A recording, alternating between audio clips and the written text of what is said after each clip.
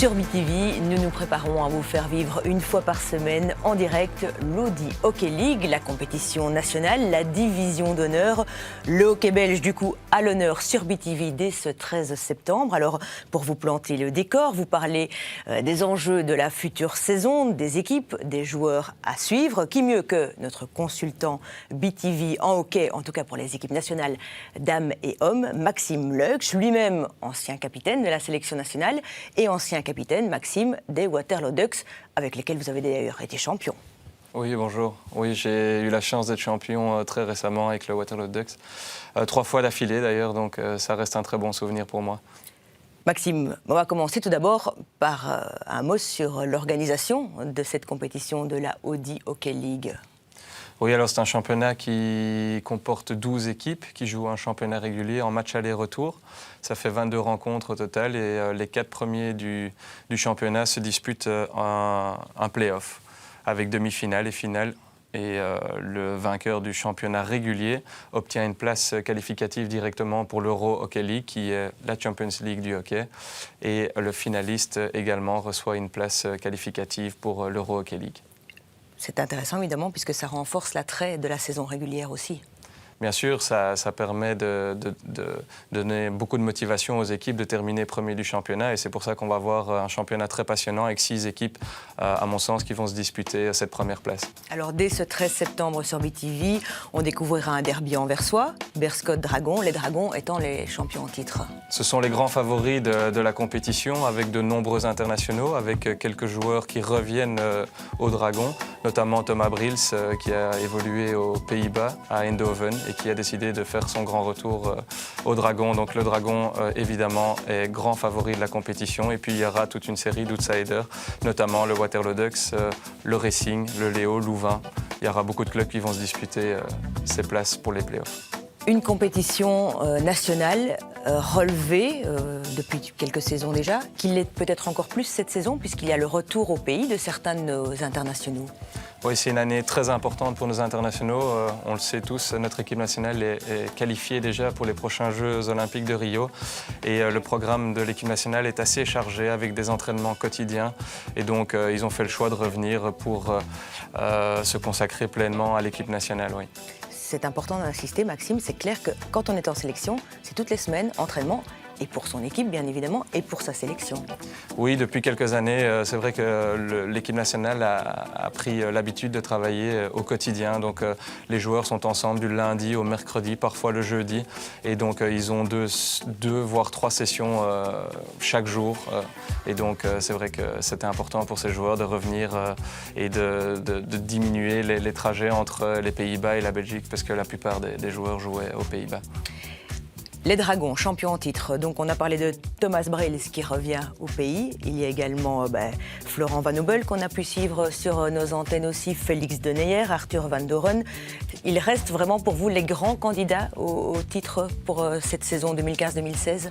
Oui, quand on regarde l'équipe sur le papier, ils ont vraiment une très très belle équipe avec notamment des étrangers aussi, des Irlandais qui viennent jouer, des internationaux irlandais. Donc cette équipe sera vraiment très difficile à battre, mais c'est tout le challenge pour les autres équipes et je connais bien mes anciens coéquipiers du Waterloo Ducks qui auront évidemment à cœur d'aller chercher le Dragon cette année, même si le défi s'annonce de taille, mais ce sera la même chose pour le Racing et d'autres clubs.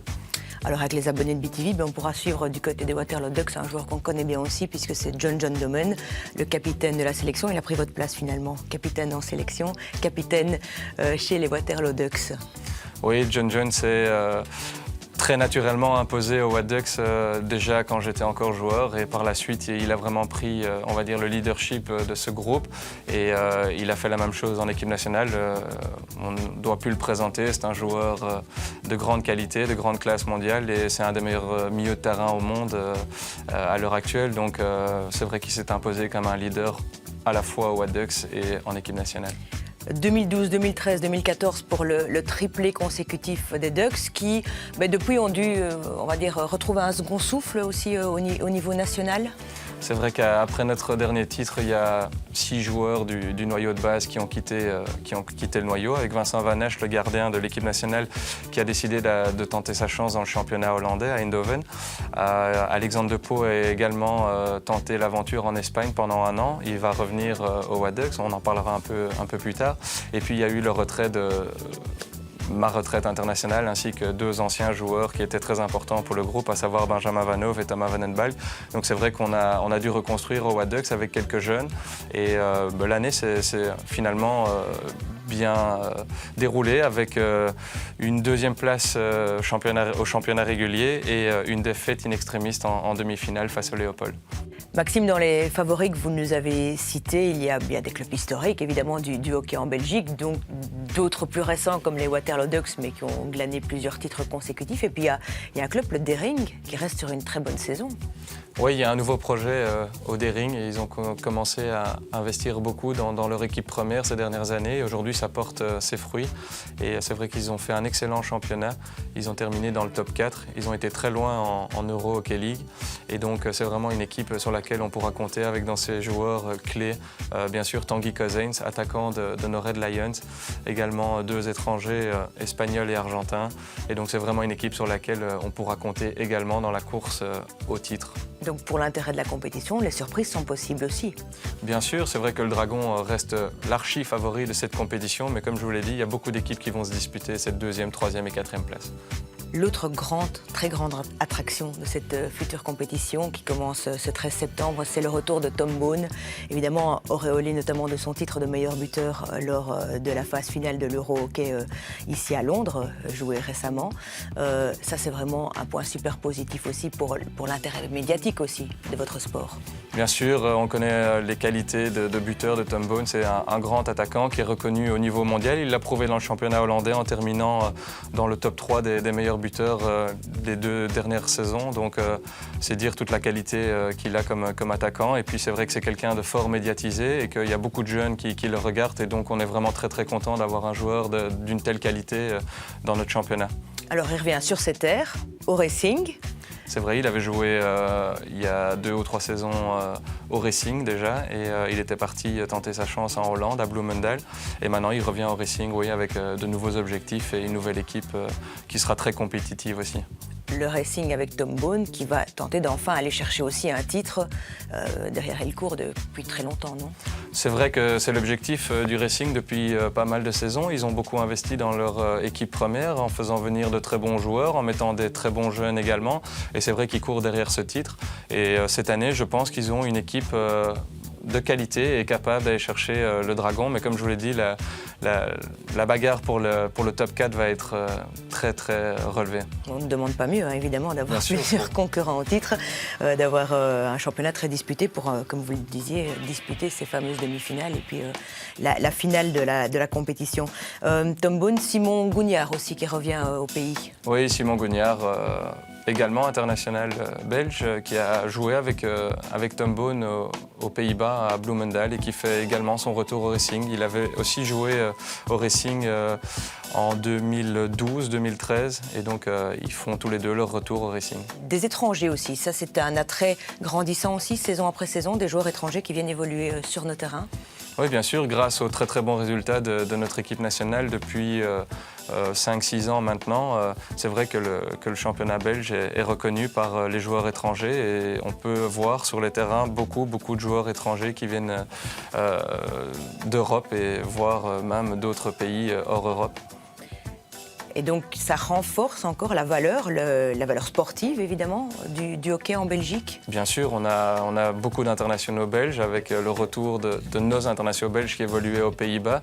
Et en plus de ça, nous avons des internationaux étrangers qui viennent renforcer le championnat. Donc c'est vrai qu'avec tous ces internationaux et également les jeunes espoirs, moins de 18, moins de 16 ans, on va avoir un très très beau championnat, oui. Pourquoi aujourd'hui le hockey devient un des sports qui a un intérêt médiatique en Belgique? Le déclic a eu lieu en 2007 lors de la qualification pour les Jeux Olympiques de Pékin. C'est vrai qu'à l'époque, l'équipe nationale était beaucoup moins médiatisée, mais secrètement, à l'intérieur de l'équipe, c'était l'objectif de se qualifier. Pas beaucoup de gens pensaient à cette qualification et pourtant, à l'époque déjà, le comité olympique belge nous suivait, nous donnait certains moyens pour pouvoir s'entraîner de manière convenable. Et c'est vrai qu'en 2007, à Manchester, on a décroché la qualification olympique. Ça a vraiment été le déclenchement de tout au niveau du hockey, avec notamment les filles qui ont suivi avec un programme similaire aux hommes. Et donc c'est vrai qu'il y a un engouement depuis 2007-2008, les Jeux Olympiques de Pékin, énorme en Belgique. Si vous n'aviez qu'un mot à dire à nos abonnés, pour ceux qui ne s'y intéressent pas, parce qu'évidemment, ceux qui sont déjà passionnés de hockey, on est certains qui vont suivre ça avec beaucoup d'attention et d'appétit et d'intérêt, mais ceux qui ne le suivent pas encore, le hockey. C'est un sport collectif et c'est vraiment très attrayant, ça va vite, il y a beaucoup de spectacles, beaucoup de goals, donc c'est vraiment un sport très agréable à regarder. Une fois qu'on s'y intéresse un petit peu et qu'on a compris les quelques subtilités du règlement, des règles, c'est vraiment très agréable à suivre. Merci. Eh bien, dès ce 13 septembre, et donc une fois par semaine, tous les dimanches, dès 14h50, rencontre programmée à 15h, vous pourrez suivre en direct une des affiches de l'Audi Hockey League, semaine après semaine, la division d'honneur de notre hockey national.